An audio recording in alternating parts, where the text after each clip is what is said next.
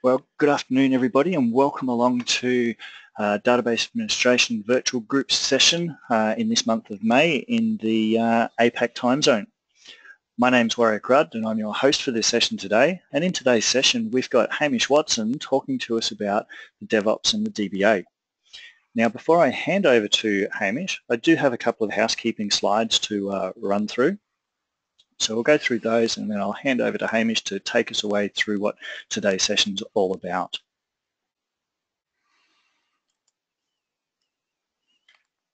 So first off, I just need to put a call out to our sponsors, HP. Big thanks for them. Without having the sponsors of this virtual chapter, it makes it difficult for us to put these sessions on for you. Now, call out for some upcoming programs that are in place. If you haven't already registered for these, make sure that you go along to the pastbaday.com, register for these events, and you'll have a fantastic time learning from some really great speakers on these business analytics topics. Some of you may be aware of Past Summit. It's back again for 2017, back in Seattle on October 31 through to November 3. If you are wishing to register, make sure that you use this voucher code. We'll give you $150 off the purchase price of your ticket.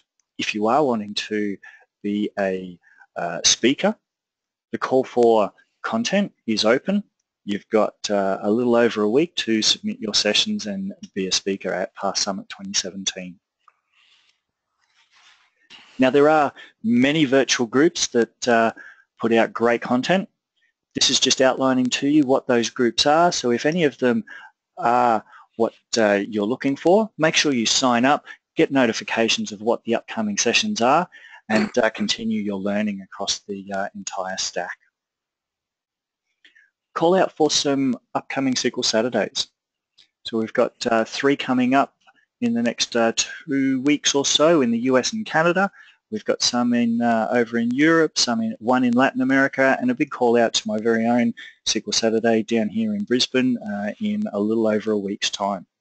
If you haven't already registered for these events, make sure you do. You'll get a great day of free learning from some fantastic speakers on a range of products to do with SQL Server. Stay involved. Make sure that you join up to your local chapters as well as the virtual chapters that we've got here. That way that you can keep abreast of everything that is happening in the world of SQL Server.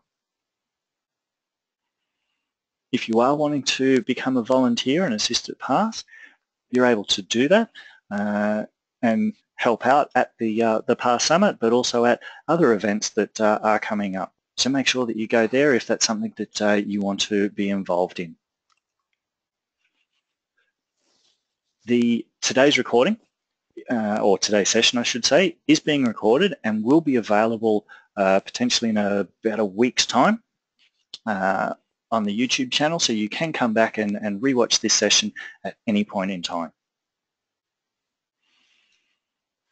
Stay connected with PASS. We've got multiple ways of doing that via our Facebook, Twitter, or LinkedIn. So I'll now hand over to Hamish, who's going to be our presenter for the day, talking to us about DevOps and the DBA. We've got Hamish's bio up on here, so feel free to, this will be available for you to come back to in the recording. But without further ado, I'll hand over to Hamish and we'll get this session started. All good. Thank you very much, Warwick, for that. And hopefully you can all now see my screen. Alrighty. I'm Hamish Watson. I'm from Christchurch, New Zealand, which means that I have a wee bit of an accent. I'm going to try and talk slowly and pronounce words properly. The fact that DevOps and DBA passions of mine mean that I probably will talk a lot quicker than I should. I've been working in IT for quite a few days. I've been managing SQL Server since 2005 version, And being an operations manager here at Jade Software, I'm in charge of making stuff go.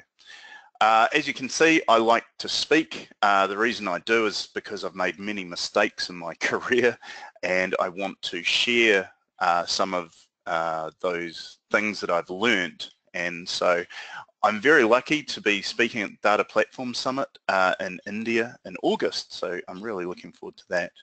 I work closely with developers and I keep solution architects honest, which is part of making stuff go. Alrighty. In fact, the most important parts of this slide are my details. So reach out to me if you want to ask me any questions. I'm really passionate about helping people learn. So yeah, there's my details. Alrighty, what are we going to do today? I'm going to introduce DevOps. I'm going to discuss DevOps tools, a wee discussion around database tools, and how we can bring continuous delivery, which is part of DevOps, to your database via a live demonstration. So what is DevOps and why is it around? Well, consider the scenario, and I have the official definition here from Wikipedia, but I'm going to talk about how developers want to release awesome new features to the masses and see those features take off in a big way. And these might be application developers or database developers. And DBAs or operation type people want to make sure those features don't actually break things. And so there's kind of this power struggle with operations trying to put the brakes on as many releases as possible, and dev wanting to look for clever new ways to sneak around those processes. And there are also a lot of buzzwords, right? So last week it was cloud, this week it's DevOps, week after a week gamification, and it can be quite confusing around what this DevOps thing means. So what is it? Well, DevOps is around a philosophy of the ability to safely and quickly get changes into prod. It's about having these changes being deployed in a very sustainable way. There's no point getting things safely and quickly if it takes 4 people to get them into our prod system. And those deployments should be almost boring, you know, reliable and routine. And they should be able to be performed on demand. And the way we achieve this is ensuring that our code for database activities is always in a deployable state. Even if there are, you know, tens, hundreds of developers making changes on an hourly or daily basis. And we thus completely eliminate the integration, testing and hardening phases that traditionally followed dev complete, because that's how developers think that, you know, things are ready, is when the code or development's complete. So here's my definition of DevOps, because when we first started doing DevOps, especially first of all in application code, and then we realized that we could do it in databases, I have first rule of DevOps, which is never to say the word DevOps. So what I did was I focused on some of the things that fall under the umbrella of DevOps. So continuous integration, continuous testing, which feed into continuous delivery, continuous monitoring, continuous security, and continuous collaboration, communication, and what I call chat. So continuous integration, we will talk about this through the session, but I'm going to mention continuous monitoring because this allows us to scrutinize performance. And what happened was, as we got continuous integration and all the other ones you know, bedded in, we started folding in security, pen testing into our continuous delivery pipeline. And so that enabled us to do the same philosophy of finding out things way earlier in the piece, collaborating together, but around security. And that was a bit of a game changer for us and, more importantly, our clients that we were deploying to. Alrighty. Typically, our database development cycle was manual. It was inconsistently tested because the testing was manual, and it did really depend on if the developer wanted to do testing. It was plagued with poor or no source control. We were lucky we did have source control, but we didn't have our database activities in source control. So that was a bit of a game changer. And the reason why we had inconsistent testing was there was fear of changing or, breaking the database. And so we were slowed down by lengthy processes and daunting deployments because, again, we were worried that things would break. And so this was a bottleneck, right? Because it was a bottleneck for our development practices, especially where we had quite big databases. And the application code was breaking our database, right? So application developers were deploying and doing things that were essentially breaking the whole app because it was doing horrible things to our database. So here's some principles around continuous delivery, because that's what we focused on. We didn't worry about this DevOps thing because we could actually spend a whole day arguing about what DevOps is. And so we looked at building quality in, right, into our deployment process. And it's much easier to fix problems or defects if we find them immediately, ideally before they're even checked into source control. And we wanted to work in small batches.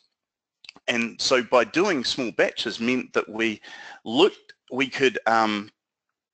it would reduce the time that it takes to get feedback on our work, right? It makes it easier to triage and, fix or remediate the problems.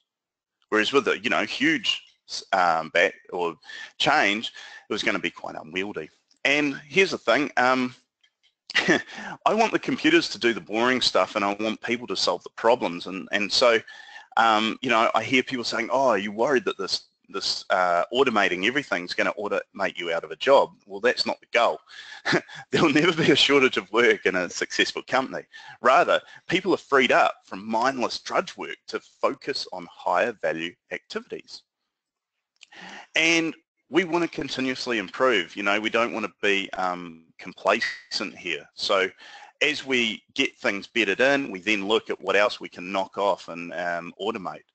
And here's the thing, everyone is responsible. There is no, hey, it's somebody else's problem. Developers are responsible for the quality and stability of the software they build. And that might mean having them on call for things that they deploy. Operations teams are responsible for helping developers build quality in. So we all have a common goal, a reliable deployment of database code, application code, or even infrastructure. We've all got skin in the game. Okay, there's no point doing something unless there's actual benefits. And one of the ways we measured it was enhanced customer experience, because it meant that we were able to engage continuously, right, to obtain and respond customer feedback. And it meant that our deployment process and our developers, more importantly, could react and adapt to enhance that customer experience. And that ultimately led to a bit of loyalty, because if we could deploy something very quickly and that was stable, that put us ahead of our competitors, and some clients actually started doing more and more with us. Hence why I'm not worried about being automated out of a job. And it increased our capacity to innovate, right? Because instead of doing manual tasks that were tying up a lot of our DBA's times, those were automated. It meant that we could do more tuning in our databases, right? And it meant that we were reducing the waste and rework associated with problematic deploys. And it meant that we could go and do higher value activities. And all of this results in faster time to value, right? Faster time to market, faster time to achieve things. So, continuous integration. I'm going to show you a developer who writes some code, commits it up to source control. We have another developer who's also writing code, and this developer could be the application developer, and the developer up the top there is the DBA, or database developer. And what we do is we push this through a continuous integration build server, which does a few more tests, but it gives immediate feedback. And as we can see, the developer down the bottom there had an issue that was picked up straight away. Now, it might have passed their unit test, but it may not have passed the build test. And so they recommit, it goes through the tests and everything, and then we're ready to build and deploy the changes. So after that, I actually want to talk about proper continuous integration, right? So here's a definition by ThoughtWorks, where continuous integration is a development practice that requires developers to integrate code into a shared repository several times a day. Those check-ins are verified by automated build, allowing us, immediate feedback. And it means that we can detect errors quickly and locate them more easily. And I saw a good write-up of this by working with devs.com for T-SQL Tuesday 90. If you are a DBA watching this, you should definitely check out the T-SQL Tuesday posts. They're really good. So what I mean by continuously committing and merging, I don't want to see situations like this where this particular branch in source control was 6,960 commits behind the master branch. So let's revisit, right? We're integrating code several times a day, automated build, detecting problems early. So continuous integration isn't the whole story, right, for reliable deploys, because we were doing CI, but what we were doing, we're banking up the changes. And as it hit production, even though we'd done some tests, what we were doing was banking up 3 months of changes, and that meant that when it got to prod finally, there was a bit of an explosion. Things went wrong, and so we had to look at what had gone on in the 3 months. It's almost like an agile waterfall. The developers were doing it with agility, but when it came to deploys, it was very waterfall and very horrid. So this is where continuous delivery comes in. We want to do the goodness of our continuous integration, but we're going to deploy to our CI or build environment every commit. And we're going to get immediate feedback on every commit. We'll do some build tests. The developers will hopefully be doing unit testing. And in fact, one thing we started looking at was test-driven development, which was a bit of a game changer for us. So let's say it passes CI and build. We're now going to push it out into higher level environments, our integration, functional test, user acceptance test. So what we're doing here is these environments that we have here are what we call prod-like.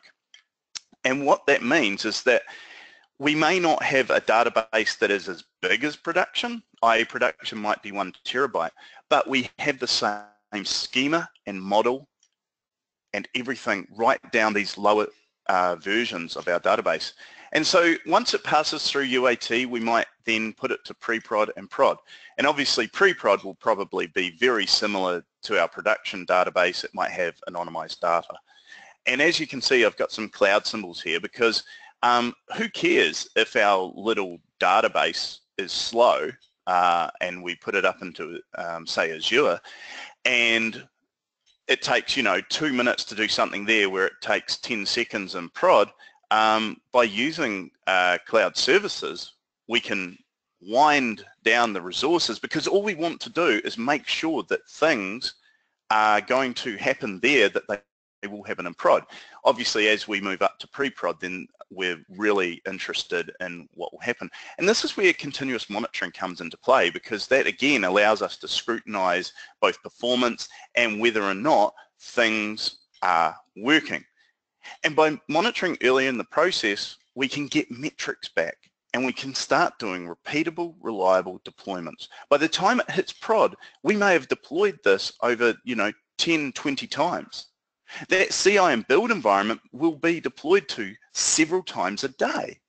Sure, UAT might only be deployed to maybe once a day or once a week, but they're small iterative batches, so we're not going to have major outages. This is what it looks like pictorially.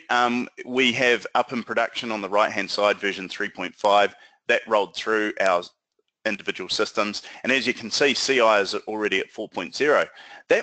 That means that we will not deploy 3.6, 3.7, 3.8, 3.9, whatever, because we'll roll that up and test it out in CI integration and all those. Okay, there's 4 pillars of DevOps. One of them is tools, process, people, and culture.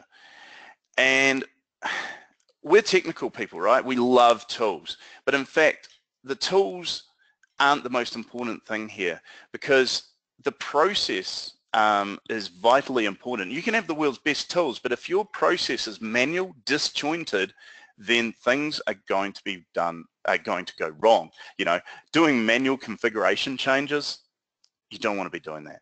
And the people, we need like-minded people, right, who will want to collaborate around the process, discuss what tools, look at the tools, work together. And the culture underpins all this, right? Because it's the partnership of our teams. And culture will always trump process. And so what you need to do is start small. Get some tools, get some people, define your process, automate everything you can do, and then achieve greatness. So there are quite a few tools out there. I'm an ex-chemical engineer, so I love anything with a periodic table, and XBA Labs has a great one here. And choosing tools is a very complex thing to do. And in many cases, you need to work together, right? So the dev, DBA, and even infrastructure operational people need to get a little sandpit area and try these tools out. The thing that shouldn't change is the actual process, because that's actually going to define how we succeed. So one example of where you can go is PowerShell. So I've got a PowerShell script here that I use in Azure, and this is around infrastructure as code. And this is where we're using scripts to do what humans normally do, right? So spinning up resources in either Azure or even on premises. Thing is that our developers have access to these scripts, and this one here is for creating a VM, and we allow them to spin up resources as required. The infrastructure as code is source controlled. What I mean by that is it's something that's declarative, right? So I can declare anything and everything I want, and you'll see this in the demos. It's reusable, it's automated because it's going to go through our build tests, and it's testable. And what it means is that developers can spin up and tear down functional test, QA environments, dev environments, whatever. And by being able to do that, and you know, we might spin up, we may have some code that enables some firewall rules for our particular SQL server up in Azure. This enables us to spin things up at the touch of a button. We get stuff deployed, stood up, and eventually into production really quickly, and we get fast feedback. But infrastructure as code, whilst it's a huge game changer, it's not, we have to consider configuration management. Again, if you're not already, learn PowerShell. It's so powerful, and you know, SQL Server has its own version. Desired state configuration is a module within PowerShell, and what this does is enables us to detect drift. Whilst I may have spun up some resources, database, application, or servers to host my database, you know, 3 months ago, we may have a new package, and so by using DSC, we can detect drift automatically, and it will install the package onto the server. Again, no human is required. And configuration management really requires a repository of configurations. We need to store our configurations centrally so that we can deploy and use them. And there's some products that help us do this. You know, Redgate do some fantastic products in the DevOps space. Chef, Ansible, Vagrant, Puppet, these are all configuration management utilities you can use. I enjoy using Octopus Deploy because for many years it's enabled me to automate just about anything and everything. And in the Microsoft sphere, you know, Visual Studio Team Services and TFS have come a long, long way in the last 2 years, and it's been exciting to see what they can bring us to deploy our database code and application code reliably. Okay, some techniques to bring about database change. There are tools out there that will enable our application developers to write database code, some ORMs. We also have SQL Server data tools which use DACPACs and as I mentioned before, PowerShell is extremely powerful.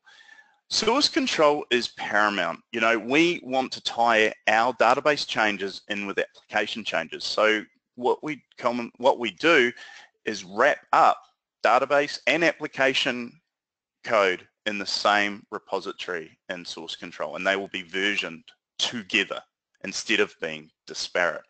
And source control, I always think of source control like breathing air. Without source control, you're breathing dirty air. You won't die, but you will get sick eventually.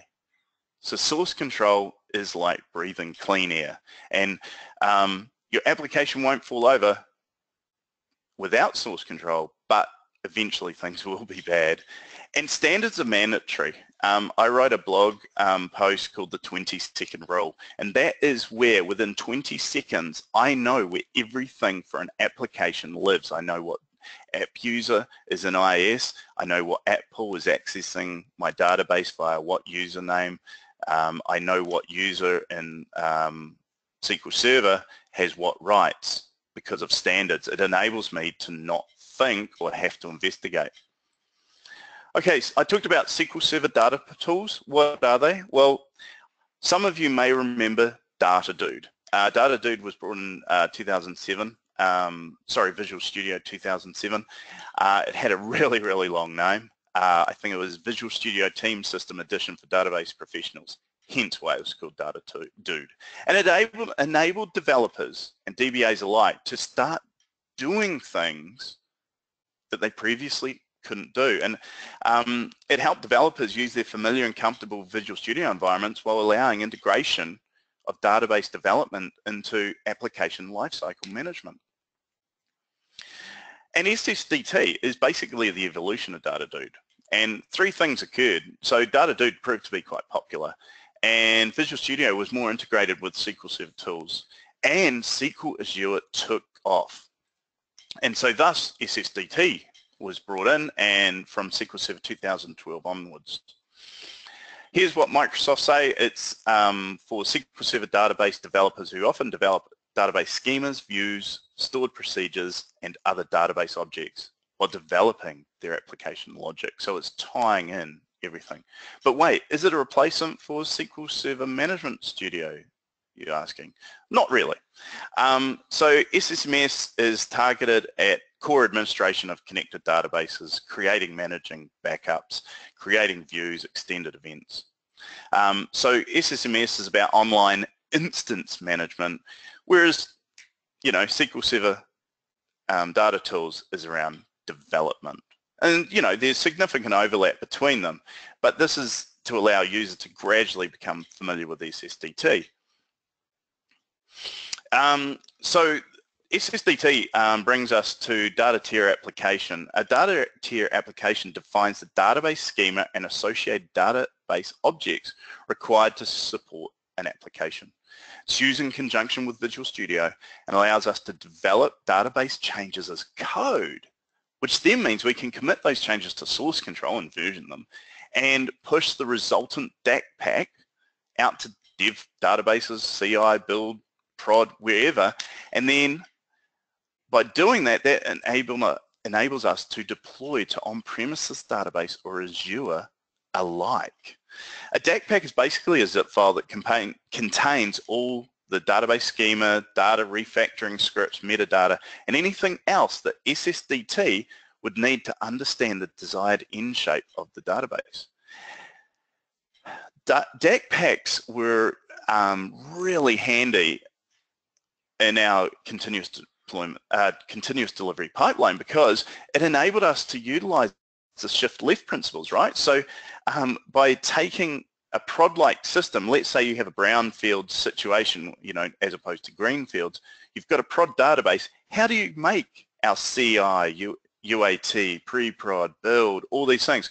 Well, by generating a DACPAC from our prod system, we can backfill all those prod-like environments. If you are on Twitter, look up Kent Chenery, or even Google continuous integration, continuous delivery, Kent Chenery, and he's written some really valuable blogs about how to make stuff go. And as I said, we are all involved, and we still need DBAs involved. And by where we can, by automating as much as we can, it means that our database administrators can do higher level activities. And a lot of people associate DevOps with what's called unicorn magic, but I don't believe that. And to me, what some people think is a unicorn might actually just be a donkey wearing a party hat. Okay, so I've talked for quite a bit, so I think what I'll do now is actually show you DevOps interacting with a database. So first of all, I'm going to use Visual Studio. I have a solution here that has a web app, has some unit tests, and it has some database code. And so if I was an application developer, I've got my application code there, and I, as a DBA or database developer, I'll have my code associated with stuff here. And you'll see this is all wrapped up in the same solution. And what does that mean in terms of source control? Well, I'm going to use Visual Studio Team Services, and my source control is up here, and this here is my project that relates to my Visual Studio solution here. So it always helps to know what we're actually creating. So I'm just going to flick and show you that this here is our application, right? So this is the CI version. We have a QA version, and we have a functional test version. And you'll see that functional test is 1093, QA is 1095 version, and our continuous integration is version 95 as well. And in fact, we also have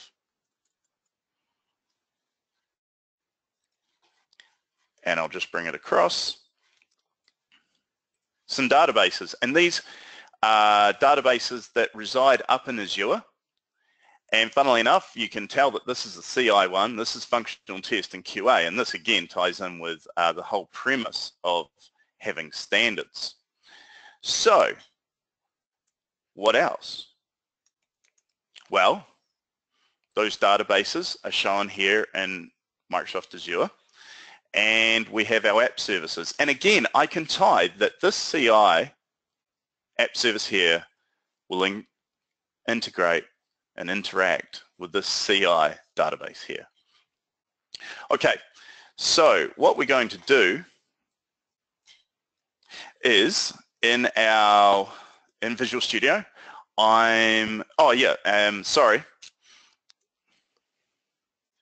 we're going to change this because I used this for Code Camp here in Christchurch last weekend.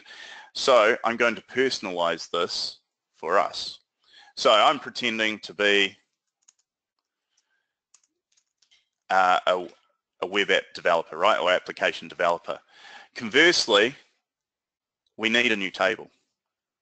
So now I'm database developer, and so I'm going to create a new table, add it here, and what I'm going to do is I'm going to connect up to my continuous integration server, which is up here in Team Services. And what I'm going to do is copy in some code because our database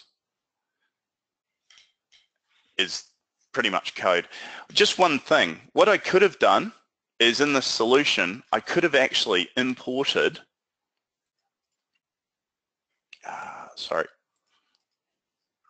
I could have imported either a DACPAC or connected to an actual database and imported that, right? So if you've got an already defined database, I could have done that. And again, SSDT is included in Visual Studio. So here I have my changes.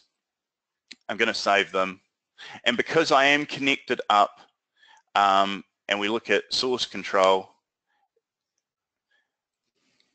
I can actually see that my local copy and the one up in VSTS, I can go through and compare the differences, and I'll show you once we push it up.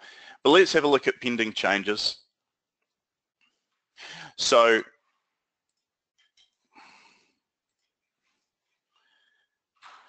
we have our SQL proj, which will generate our DACPAC. We have the SQL code and also the code that the developer's done. And what we'll now do is check that in. And so what this will do is check it in to our source control. It will then kick off an automated build. So I'm checking in 3 items. It's successfully checked in. And what we'll now do is go up to, this is my project, and you'll see here I have the repository. I'm using Team Foundation version control. I could actually have pushed up to Git, and what we have is a build hopefully kicking off. So here's our build here. It's been triggered automatically. We know that it's version 96 in our source control, so I can actually open that up.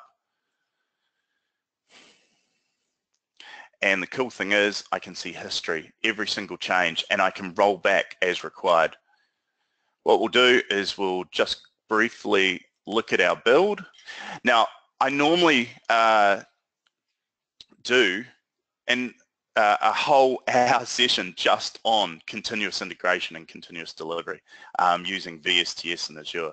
But for now, we'll just wait for this to do the build and the tests, and then what that will do is push that across to be automatically deployed. And so we're doing tests here. And what that will do is, so we're doing CI at the moment, and then we will do the CD or continuous delivery part once that build has completed. So it succeeded. So hopefully in our releases, something's being staged here. It's queued for pipeline. So what that will do is we're hoping that we'll have a new table in here called DBA VC. So I'll just come back.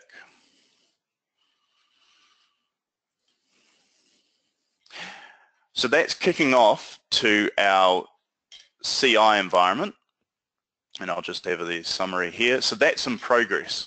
But what does release management look like? Well, the cool thing is that, again, I'm not going to talk too much about the tools because there's a lot of tools that you can use. For this demo, we're using VSTS, and I've got a few environments here. And the cool thing is that all the steps are the same because standards are good, and our process is the same right across the board for all of our systems. So we have a working artifact that was created by our continuous integration server or build here. And this DACPAC I can actually deploy on premises if I wanted, either from Visual Studio or actually from VSTS. And so we have all of our app code and all of our database code linked in the one consistent artifact. So it's finished in CI. And again, this is all automated. I have not done anything. So let's hit up our website. So this will take a wee bit of time to do. So what I'll do is actually manually decide to deploy to QA. And the cool thing is I can see what commits. And as you can see, I did some things 4 hours ago and did some things in this demo 4 minutes ago. But let's have a look at functional tests, because remember that was version 93. Oh, CI's done. This is 96 and build is 95. Still got code camp, still got code camp. So what changes will I be doing to functional test?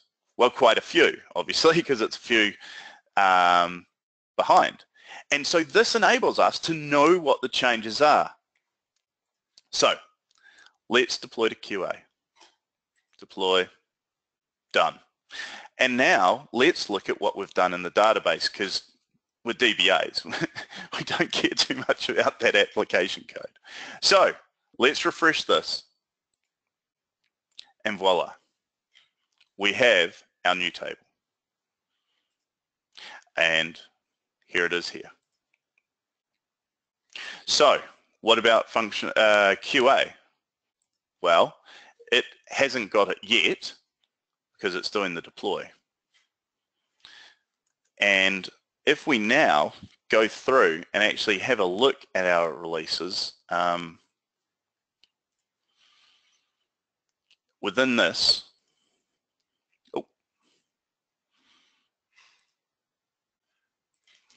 sorry. So we can look at the overview here, and we can see what has been done when.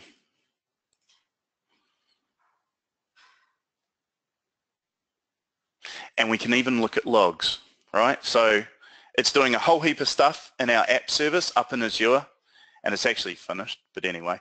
What I'll do is kick off functional test. So we might as well deploy that, because this is the big commit.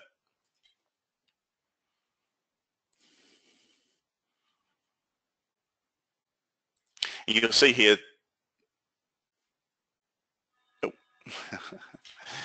right, so I'm actually using hosted build agents up, deploy agents up in Azure.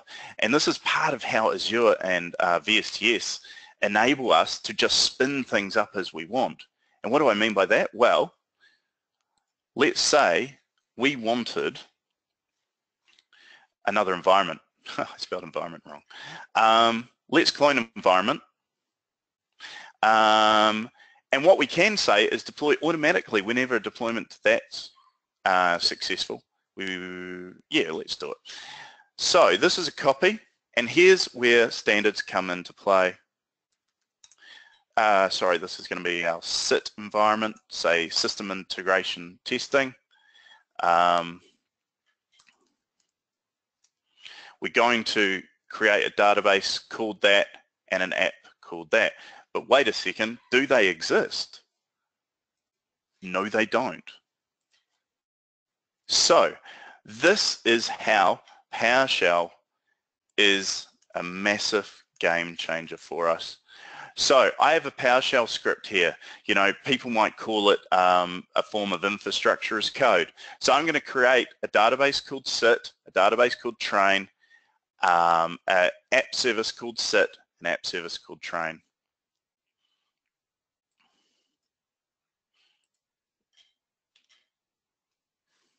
So just off screen, I'm logging into Azure. I have a pop-up.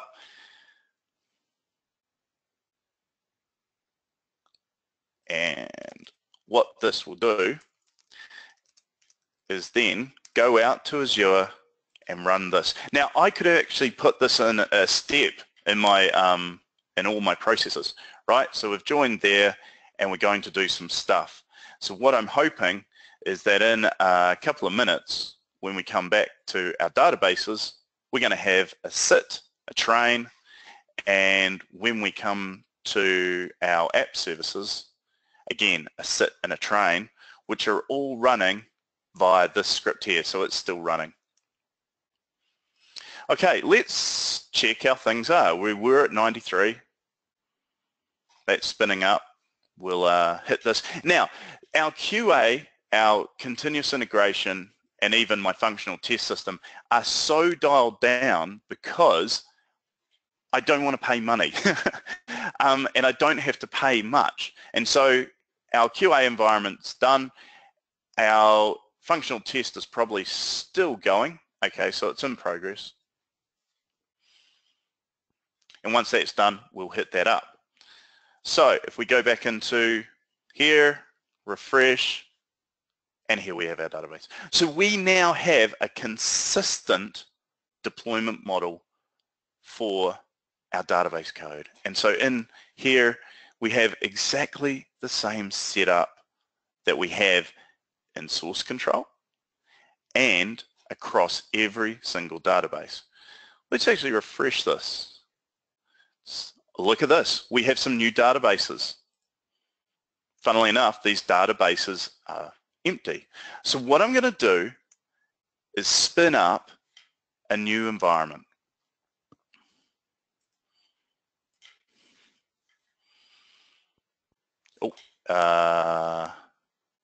Yeah, I didn't save my changes before, but that's okay. Right, so let's clone our environment.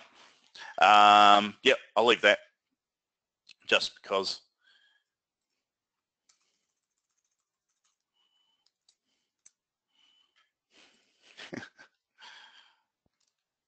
Okay, so we have our sit environment over here. Yeah, I'm not too worried about comments today. Let's have a look for, and again, I could actually programmatically do this. And look, we have these two new app services here. So let's save that. Okay. So we have just punched out a whole new environment in, a couple of seconds that I did this manually. Keyword here is manually. And so what that means, again, in Azure we have this, and it just gives us the ability to push out to, oh yeah, because this release is tied, so it will only release to the ones that we know of. But if I wanted to, I can easily incorporate, I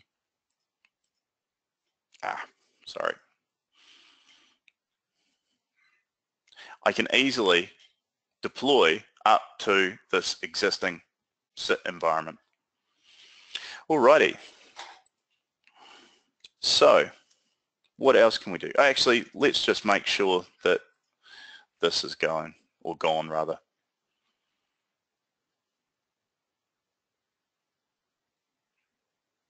And again, because I use such lowly spec things, waiting for the ASP.NET at pull to spin up. But yeah, we've now tied in all these changes so that, again, we have consistency right across our deployment pipeline. And if I push sit to go, we'll then, deploy out to that via the DACPAC. And again, I can do that DACPAC across on-premises and Azure. Okay, let's go back to the slides. So the game changers for us was the fact that we could use infrastructure as code and configuration management, again, by getting that consistent deployment environments right through our CD pipeline, meant that we could spin things up.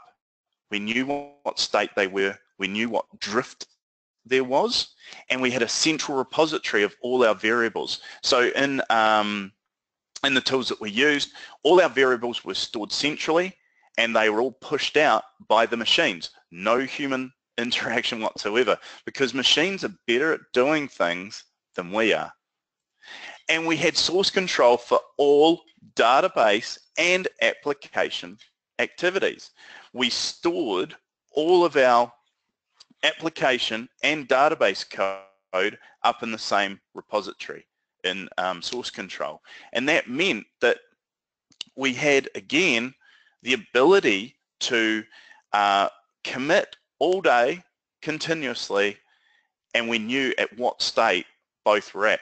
We knew that as soon as we deployed to CI, if something broke, we fixed it immediately and then pushed it out. And this resulted in reliable and, more importantly, automated deploys to our prod-like systems. And SSDT and DACPACs were really good in enabling us to achieve that.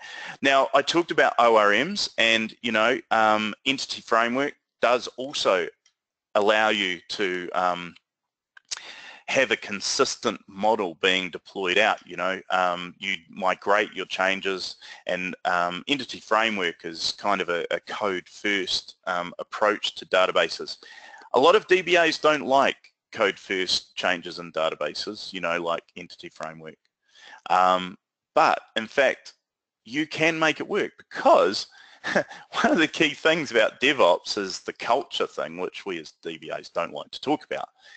That culture means that our application developers who are writing this code-first approach to databases are interacting continuously with our DBAs, and we're discovering things in lower level environments like CI, QA, build, whatever. So Entity Framework and other ORMs can actually work. But again, the thing that's key here is collaboration and communication. And here's the thing, we want to fail, because, failure is an option. We don't want to fail in prod, because that affects our clients or us. But if we can fail quick in our continuous integration environment that we've deployed to continuously during the day, well, that's good, because it's not impacting anyone, but we can catch things sooner. As you saw, I can spin things up in Azure. I could have actually done that on premises as well with the right infrastructure as code, but we can spin up resources as required. I could have also torn down those databases, because who wants to pay for a database up in Azure for the whole month when we might only use it for 4 hours? So have a build step that builds your environment and then tears it down when we're done, because we're deploying from source control. So, people treat their databases like pets, where in fact you should treat them like cattle, and you'll see some people say that out on Twitter, and it's true, because who cares? I'll just spin them up, tear them down as required. I might have a script that puts in data. Again, that's in source control. The infrastructure as code is in source control and is in the same repository as our database code, our application code. And so everything is together. Thereby we have a consistent deploy. Oh. And in summary, the goal for DBAs and application developers alike is repeatable, rapid, reliable, and automated delivery of working software systems into prod. That is database code, that's application code, and infrastructure code. No out-of-process changes ever. So we have a philosophy that any change goes through the pipeline. Now, some people say, but that takes so long. No, it doesn't, because if it's a small change, we can deploy up to UAT extremely quickly and get that into prod again very quickly. And don't underestimate the difference between database and application. We want those tied together. We want to collaborate and store so the two teams collaborate about our common goal, i.e. a boring production deployment, but database and application code is tightly coupled in source control. And some people say, oh, we don't need DBAs. We actually need DBAs more than ever. We need DBAs that understand automation. We need DBAs that understand source control, because this is the future. It's a game changer. It will make you realize efficiencies in making your application be a better application. And again, the more communication, collaboration between the two groups, the better. As you've seen during my very quick demo, automation is cornerstone to this. We don't want to do anything manual. I did a few things manual just to show you that some of the things you can do. But again, I could have scripted that. And I know I've said this quite a few times, but it really was the thing that made a difference for us, because we had the tools, we had the people. But you can have the right tools, but the process fails because the people don't get the culture. So my last line there, communication, collaboration, and culture, they will dictate success. Don't get hung up on the word DevOps.